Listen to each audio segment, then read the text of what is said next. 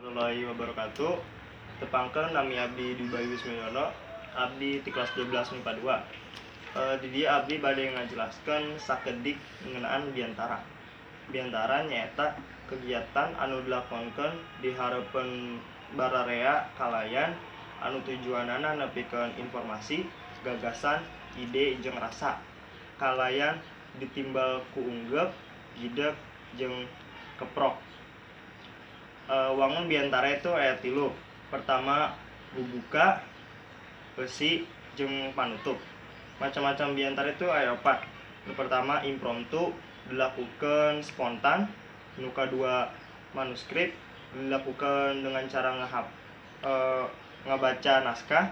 Anu katilu memoriter, dihafalkeun. Jeung kaopat ekstemporer. Sekian dari abdi, kurang lebihnya mohon maaf. Wassalamualaikum warahmatullahi wabarakatuh.